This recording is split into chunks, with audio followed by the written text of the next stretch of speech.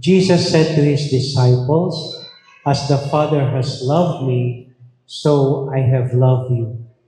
Remain in my love. If you keep my commandments, you will remain in my love, just as I have kept my Father's commandments and remain in his love.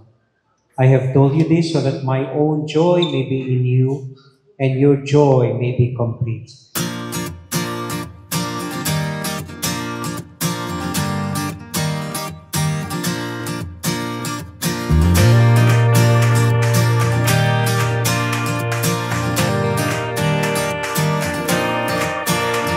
Could you see yourself growing old with me, watching my Way head? back 2013, doon kami unang nag-meet. Pinaka first day ng met namin is sa Jollibee. So when our eyes have seen their days, and I hear Yung dumating sila, tinulungan nila kaming i-achieve yung kailangan namin ma-achieve sa FSC namin. Actually, nung una ko siya makita, parang asar nga ako sa kanya kasi manager ko siya before. So, ang sungit-sungit niya. So, napaka-strict niya sa trabaho.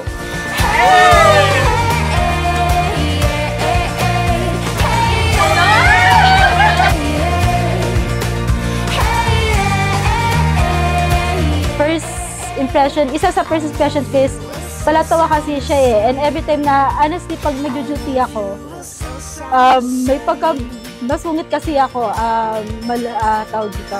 Yan, may pagka masungit. But every time na nandun siya sa duty, napapatawa niya ako. Then, later on, habang nagkakakilanlan, nakita ko yung pagiging malambing niya. So, doon ako na-fall. so when our eyes have seen their days, and I hear it starts to Don't separate joy in your life. Learn and take time to laugh together. I love you, it'll still sound the same. Anong meron sa kanya na wala sa iba? At honestly, yung feeling is napaka-genuine na masaya ako pag nandiyan siya. And yun, pag wala siya, hinahanap ko siya. Na nakita ko sa kanya yung pagiging marespeto niya sa mga magulang na hindi ko nakita sa mga iba. At higit sa lahat yung pagiging maalalahanin niya sa lahat ng oras.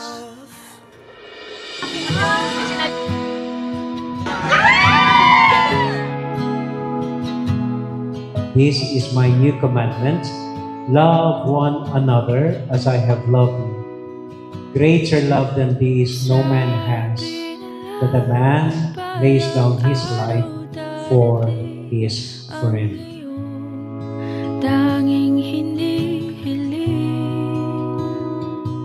Basta yun, masaya. Yun, kumbaga parang dumating din naman yung point na pag nag-aaway kami.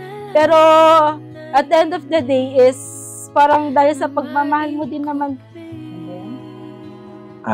Maghahalo-halong emosyon. Pero higit sa lahat, masaya syempre. Dahil sa loob ng 10 taon namin na magkarelasyon bilang mag-girlfriend and boyfriend, sa wakas yung mga pangarap namin na binubuo pa lang dati ay maikakasaptuparan mo ngayon. At ngayon, nandyan ka na, di mapaliwanag ang nadarama. Handa ako sa walang hanggan, di basahin, di ka sasaktan. Mula noon hanggang ngayon, ikaw at ako. Okay, love. Thank you sa lahat.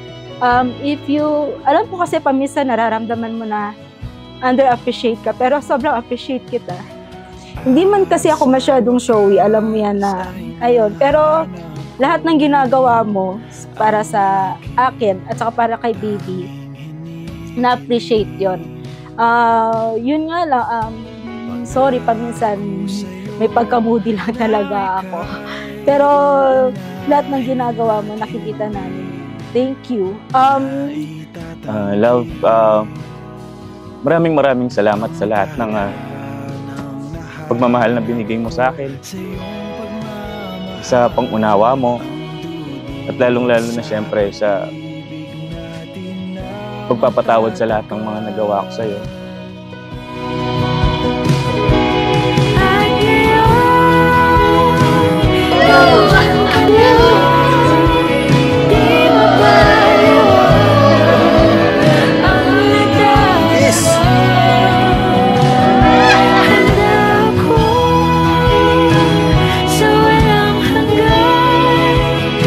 Wala akong masyadong maano, pero promise na dito lang naman ako lagi sa side mo kahit anong mangyari. Ayun, pag may mga decision ka dito lang ako lagi kitang what they call this one? Lagi kitang susuportahan sa mga decision mo. Kami ni Isa, alam mo naman na ayaw. Parehas naman na ayaw ko nang masyadong in-stress parehas. Ayaw ko ma-stress ka, kaya hindi ako masyado gano'ng ka-strict ko sa'yo. Kasi nakikita kita kung gaano ka nahihirapan sa lahat ng mga bagay. Ayun, dito lang kami ni Baby. Love you.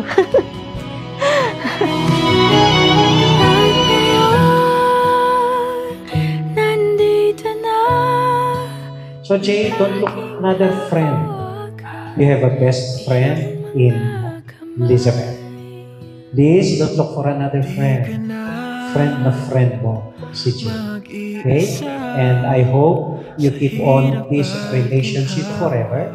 And then, hopefully, you will remain in love forever. Magwawakas ang buhay ko na ikaw ang kasama ko. I love you. And we shall witness their first legal kiss. You may kiss the bride. Okay.